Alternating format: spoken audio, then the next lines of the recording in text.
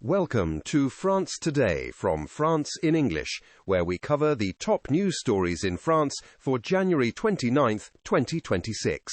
Today, we'll discuss France's new initiatives in digital sovereignty, the country's stance on Iran's Revolutionary Guard, and the recent developments surrounding assisted dying legislation. We'll also touch on President Macron's diplomatic efforts in the Arctic and the concerning business failure rates impacting the French economy.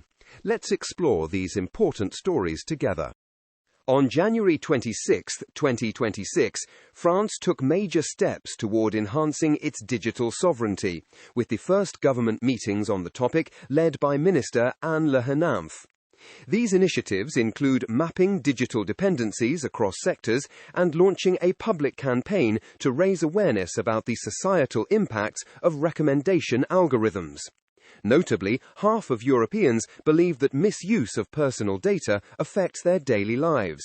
France is also a leader in global data center investments, attracting a quarter of foreign investment totaling $69 billion. However, this growth raises environmental concerns, with projections indicating data centers could consume up to 7.5% of national electricity by 2035. France is stepping up its efforts to classify Iran's Islamic Revolutionary Guard Corps, or IRGC, as a terrorist organization within the EU. This comes after alarming reports from human rights activists news agency, noting over 6,200 deaths and more than 42,000 arrests during protests in Iran. French Foreign Minister Jean-Noël Barrot announced plans for EU sanctions targeting officials involved in these human rights abuses, emphasizing the need for accountability.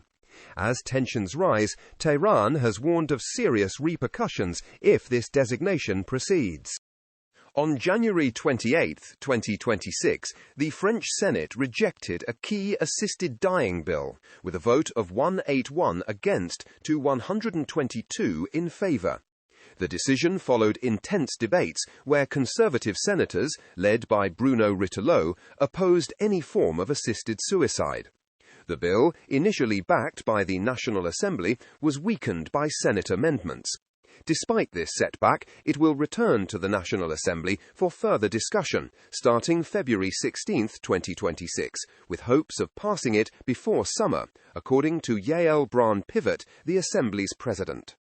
On January 28, 2026, French President Emmanuel Macron hosted Danish Prime Minister Mette Frederiksen and Greenlandic Prime Minister Jens Frederik Nielsen for a working lunch in Paris.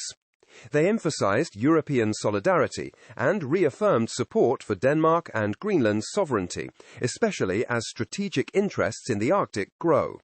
Nielsen highlighted Greenland's goal of becoming economically self-sufficient, moving away from nearly $1 billion in annual Danish subsidies. The discussions also touched on economic and social development assistance, with France and the EU ready to support Greenland's growth initiatives. In 2025, France recorded a staggering 68,500 business failures, marking a historic high and reflecting ongoing economic turmoil.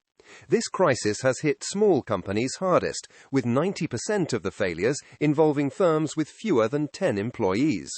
Patrick Lesbros, president of the Tribunal des Activités Économiques in Marseille, noted a rise in legal pressures and financial distress among struggling businesses. Experts point to outdated sales strategies as a key issue, with AI solutions emerging as a promising way to boost sales efficiency and help small businesses adapt. According to reports, nearly 1 in 4 employees were affected by these closures last year.